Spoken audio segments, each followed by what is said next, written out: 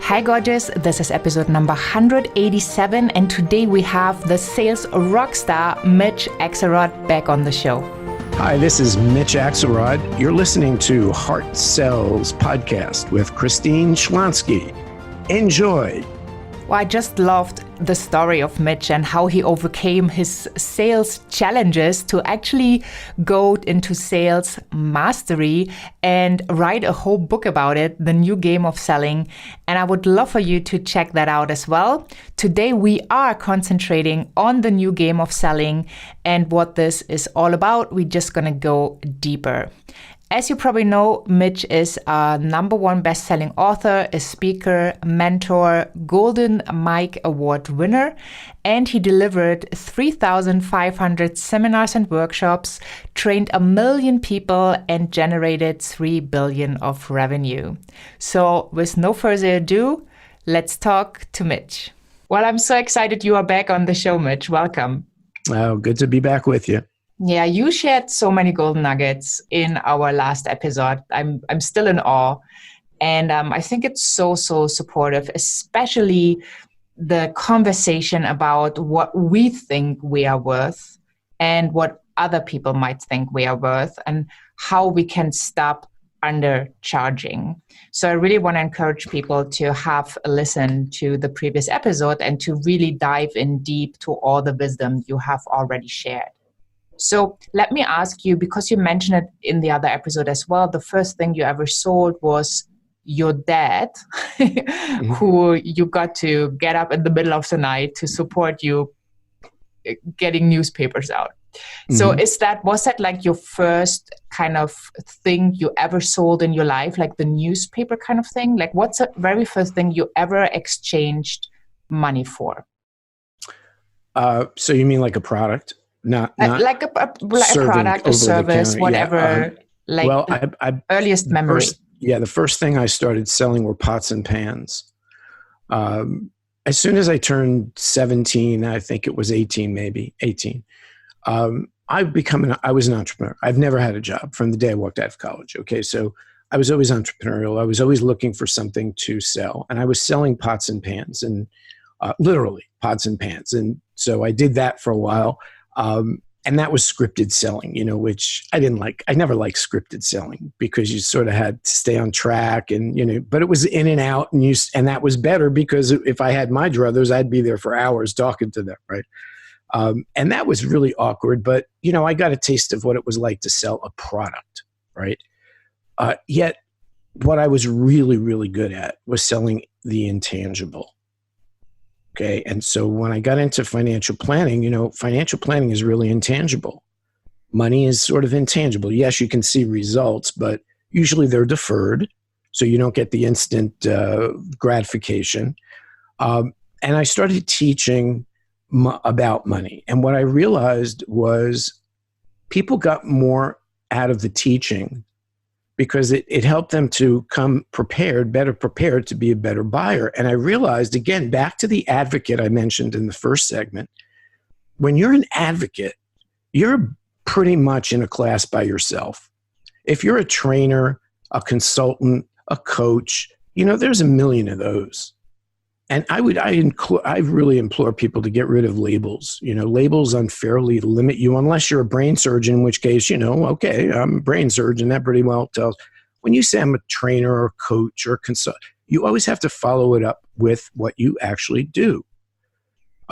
So for me, it was always advocate. I didn't put it on my card, but that was the way I approached things.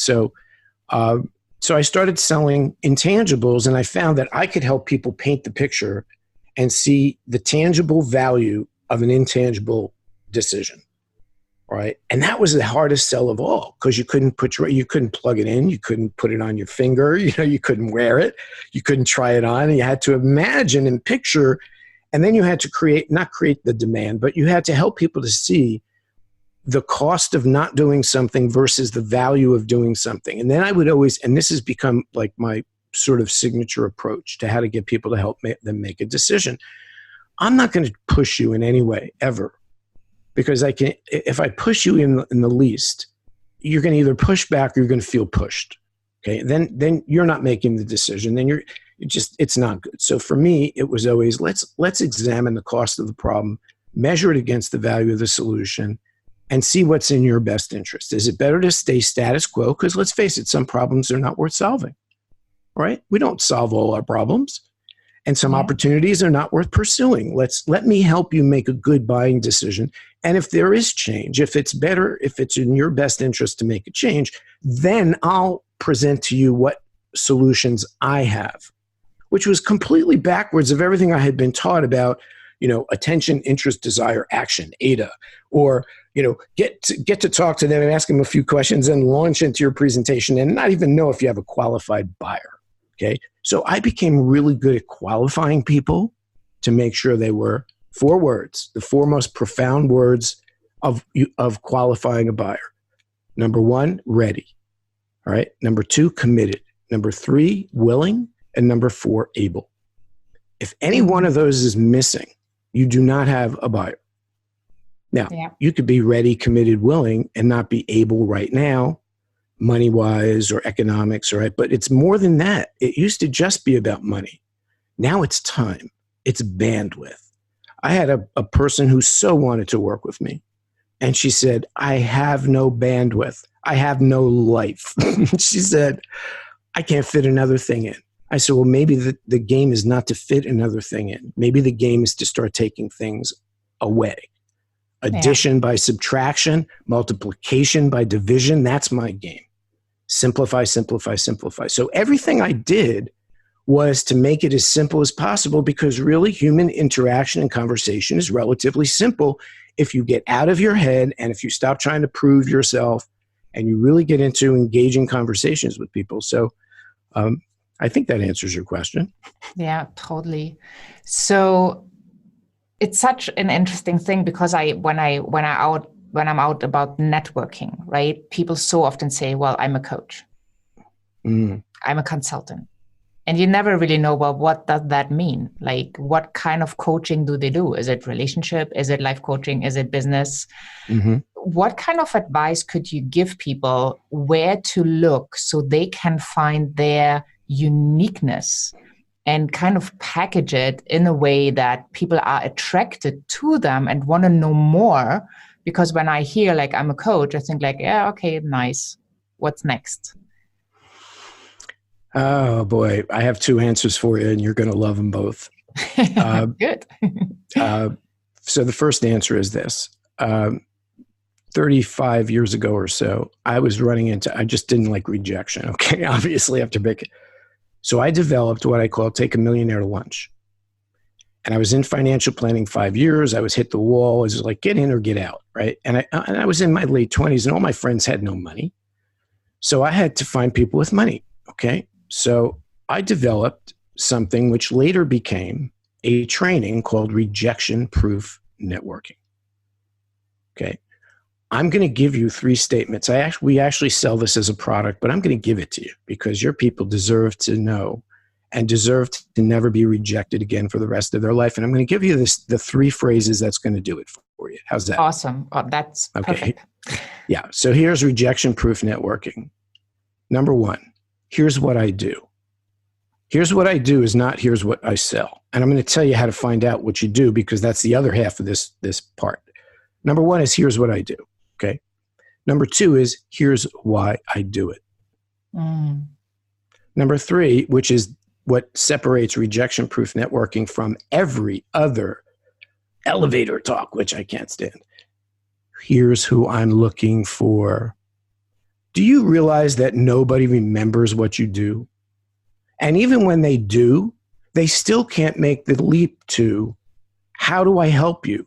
But when you are clear about who you're looking for, now all of a sudden, oh, yeah, I know somebody like that. Okay, so I put those 3 together, and it turned out to be, and I've trained 100,000 people on this, anywhere from a 2-hour presentation to an all day. Here's what I do. Here's how I do it. Here's who I'm looking for. Here's how it started real quick. And then I'm going to tell you how you get your uniqueness, because there's no way to get your uniqueness except this way. Okay. Because you cannot see your uniqueness. Nobody can see their uniqueness. It's invisible to us. We take it for granted. What we know, we think everybody knows. All right. All right. So I am with a corporate client. All right. And we're 3 years into a relationship. And I said, you have consultants coming in and out here all day long. And I had already done like 100 training sessions for them. Why did you buy from me? Okay. That question has generated probably $250 million of revenue for my clients. Not 1 in 100 companies, businesses, organizations, solopreneurs, entrepreneurs ever ask every single one of their customers, why did you buy from me?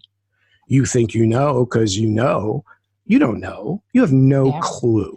Yeah. Okay. So this became part of what I call the 5 questions of service. All right. And this is all part of the new game of service, So I'm the new game of selling. I wrote the new game of business 15 years ago. I brought out the new game of IP, intellectual property. Now there's a new game of service. The first question in the new game of service is, why do you do business with us? Okay. So I asked this guy. He says, Mitch, we've paid millions of dollars to consultants, and not one of them came in here and did what you did. He says, you're the first one to approach marketing, sales, and service as one holistic process. You helped us knock down the walls and the silos. And now we are better at attracting, converting, and keeping customers. I said, can I kiss you, hug you, and buy you dinner? He said, why? I said, because you just gave me the words I need to use. He says, yeah, you're the best at it. So when somebody said to me from that moment on, Mitch, what do you do? Which, by the way, I hate that question, as many people do because they don't know how to answer it. I started with 4 words. My clients tell me. Think of the positioning of those 4 words. My clients tell me. Humbling. And it's true. I'm the best at helping them attract, convert, and keep more customers. Which of those would you like to do better right now? Okay. I would have never come up with that in my seller language because I don't think like a buyer. So the single most important question that could transform your game from beginning to end, inside out, why did you buy from me? All right. I have 4 others that follow that, but that's the most important one. And you are going to then be able to say humbly and find out things you never would have known or never would have believed because people buy for their emotional reasons, not yours. Their emotions and justify with reasons. You need to know what that is. And so everywhere I go, why did you do business with me? Why did you do business with me? Why did you do business with me?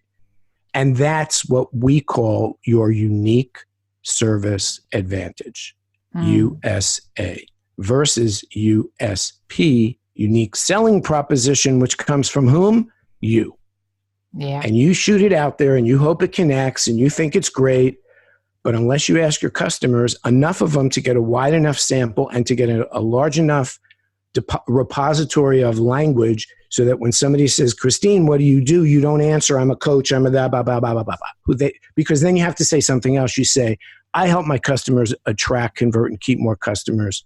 Which of those would you like to do better? And it should always be followed by a question. If you can't follow it with a question, which of, or something like that, then you have to reposition what you do. So how it all started, I wanted to get out of financial planning and working with people who had no money. I said, here's what I do.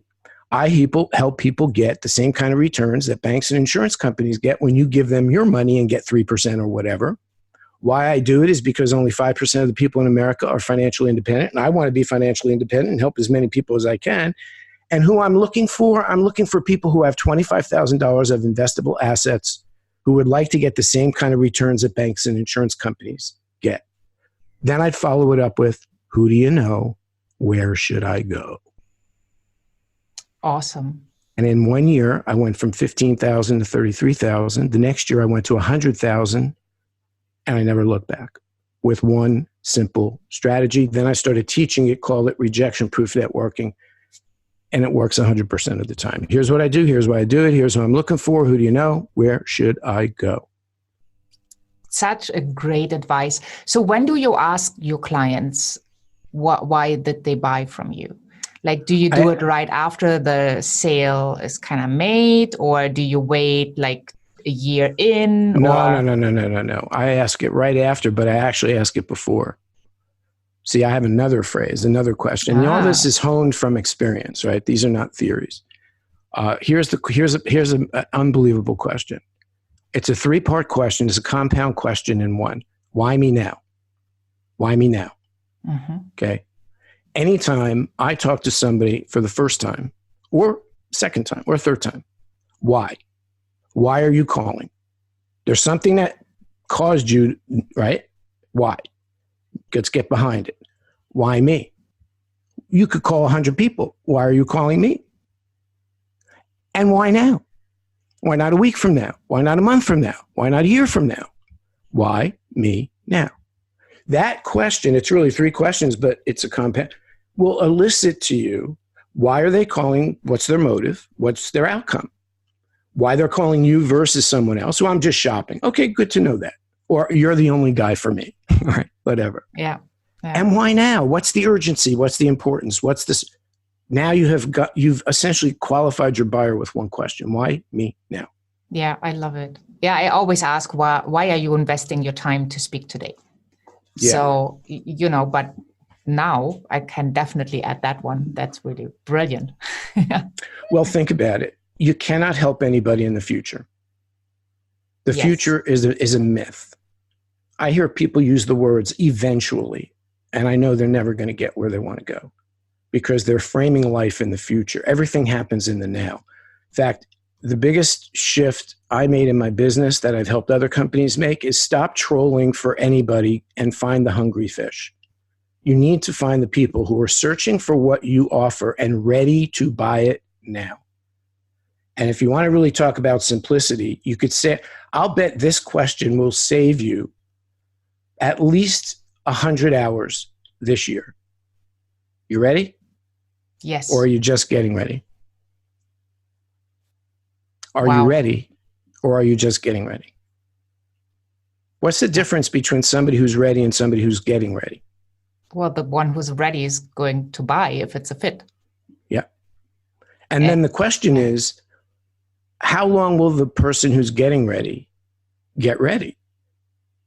What will take you from getting ready to being ready? Yeah. See, I don't want to pitch. I don't want to present. I don't even want to spend time with people who aren't ready to get what they want. This is such a dynamic contextual shift. And believe me, I've gone through all of this, the proving stage, wanting to share what I have with other people. I was into health and nutrition for a while, trying to get my family, who was very unhealthy, on vitamins, and they laughed at me and they would say, "Hey, here comes the vitamin man." Meanwhile, I'm the healthiest one of all and they're sick. And I'm like, what do I do to get through to these people? And I took it personally. Okay. One of the things, and I'm still learning 40 years, and believe me, I'm not expert at this. I take things personally. If you love what you do, you believe in what you do, you know what you do has value. Hell, it is personal. When I wrote The New Game of Business, chapter 1, it's not just business. It's personal.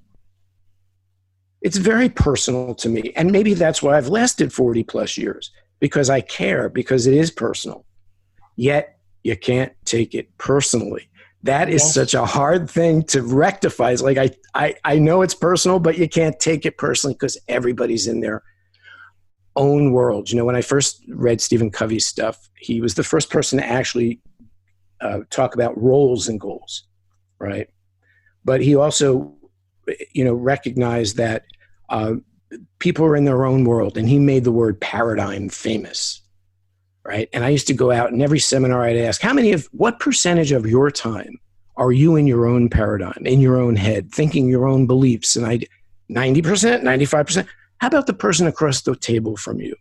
So you can see why there's so little space for commonality, because I learned if I can just be with you, sit in your seat, look through your eyes, walk in your shoes, I could learn everything I need to know about how to help you. Not sell you, but help you.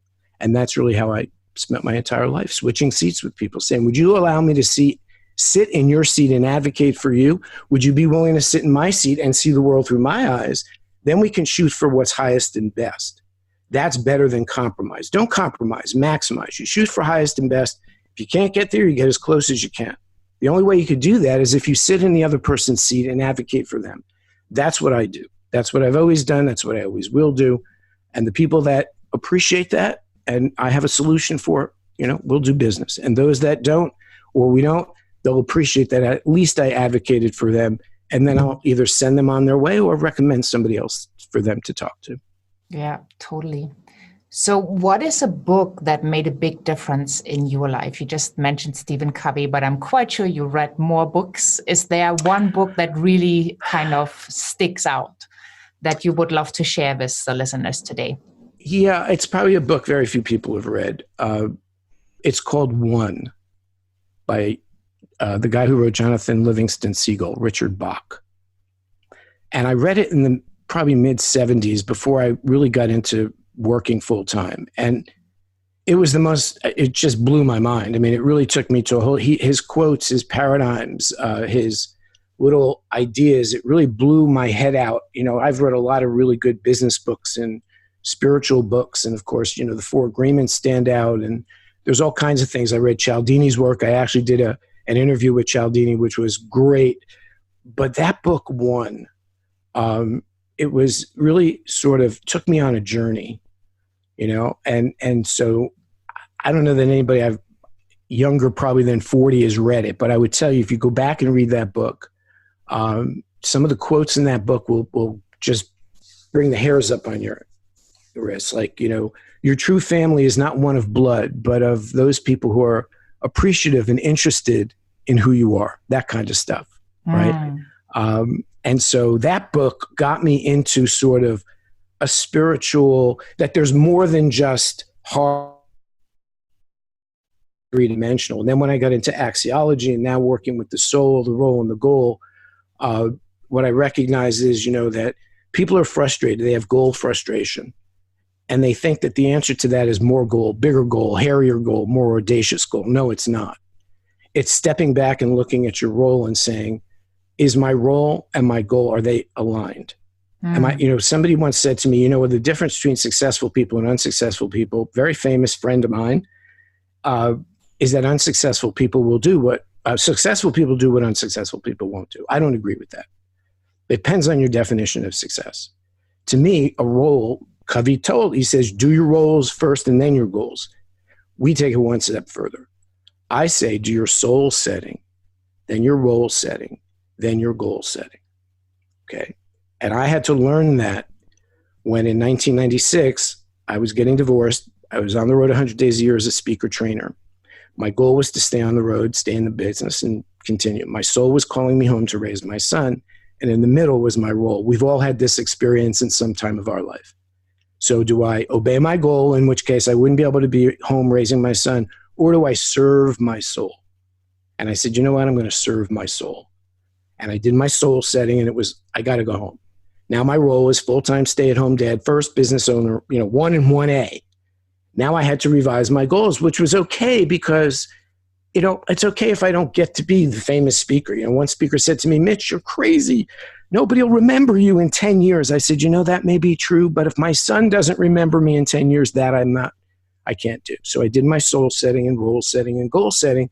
And I share that now with 50,000 people when everyone said, you got to bring this to the world. That's sort of the next iteration.